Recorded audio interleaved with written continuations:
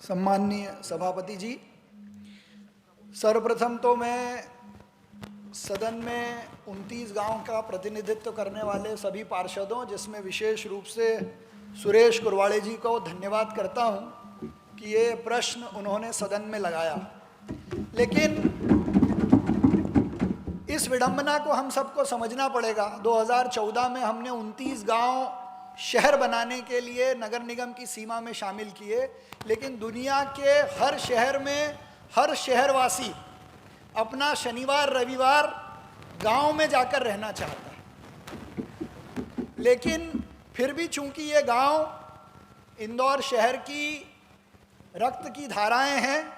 हमारी रीढ़ की हड्डी हैं, नया इंदौर इन्हीं गांवों में बसने वाला है, नई इंदौर की दशा दिशा इन्हीं 29 गांव से तय होने वाली है। पर मैं इन 29 गांवों के साथ इंदौर के एक और परिचय है बिजलपुर, उसके साथ 29 + 1 ये 30 गांव को विशेष रूप से इस बार के बजट में भी करीब 400 करोड़ का प्रावधान है। लेकिन सबसे बड़ी विडंबना जो ध्यान में आई थी कि इस बजट के इस विशेष मद का उपयोग नियमित ढंग से एक सिस्टम से हो, उसकी कहीं ना कहीं कमी दिखाई दे रही थी। इसलिए इंदौर नगर निगम ने जब जिस चीज़ की ज़रूरत पड़ी,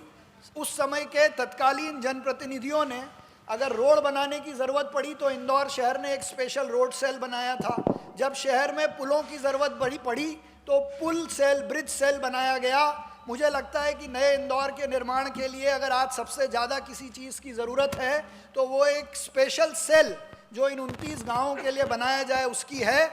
और उस पर विचार करके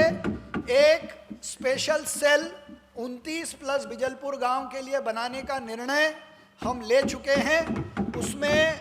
कुछ अधिकारियों की अभी एक कमेटी बनी है जिसको रिवाइज करके बिजलपुर को शामिल करते हुए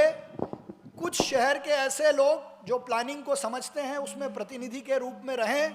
कुछ 2 या 3 ऐसे पार्षद जो 29 गांव का प्रतिनिधित्व कर पाएँ, ऐसी एक रिवाइज्ड सेल बनाकर हर हफ्ते उसकी मीटिंग हो और प्लानिंग से, चाहे वो ड्रेनेज हो, पानी की लाइन हो या लाइटिंग की व्यवस्था हो, प्लस चूंकि ज़्यादा कॉलोनियाँ इन क्षेत्रों में डेवलप होने वाली है तो किस प्रकार से इन कॉलोनियों का विकास हो, इसको हर हफ्ते में एक दिन बैठकर मॉनिटर करे। साथ ही इस सदन में मैं आपको ये भी कहना चाहता हूँ कि आने वाले बजट में इन 29 + बिजलपुर के लिए इस बार के बजट से कोशिश करेंगे दुगना बजट इसके विकास के लिए रखा जाए। लेकिन मेरा आपसे और पूरे सदन से यह भी आग्रह है कि इन 29 गांवों के विकास के लिए आप भी लोगों से सुझाव लेकर, सस्टेनेबल डेवलपमेंट के सुझाव लेकर किस प्रकार से नई कॉलोनियां आ सकती हैं। जैसे उदाहरण के लिए इन क्षेत्रों में एसटीपी की बड़ी समस्या है, सीवरेज ट्रीटमेंट प्लांट हो या ड्रेनेज की लाइन हो, तो कैसे सारी कॉलोनीज में